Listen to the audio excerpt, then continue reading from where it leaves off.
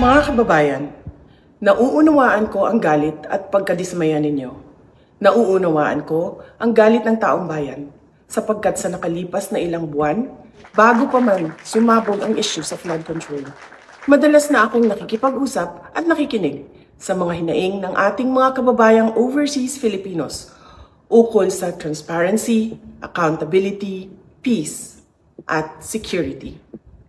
Nauunawaan ko ang galit ng taong bayan dahil nasaksihan ko mismo kung paano minanipula ng House of Representatives ang budget ng Department of Education.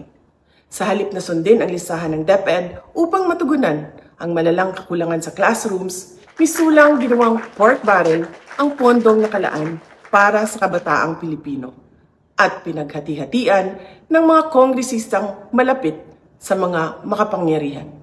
Pinili kong huwag sumali sa panggagago sa taong bayan.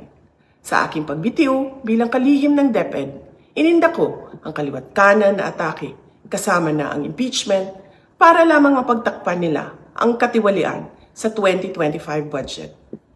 The President now faces a profound crisis of confidence, especially in the way these corruption investigations are being handled, which appear to lack both direction and resolve.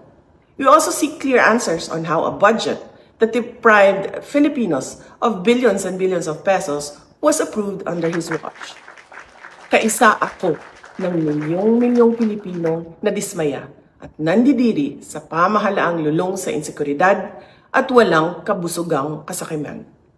Ang karapatan nating magsalita at magpahayag ang sandigan ng demokrasya. Dapat itong pakinggan ng pamahalaan. In short, kasama rin siya sa mga nagnakaw sa gobyerno. Yun lang yung ibig sabihin nun. Ang dami pang sinasabi.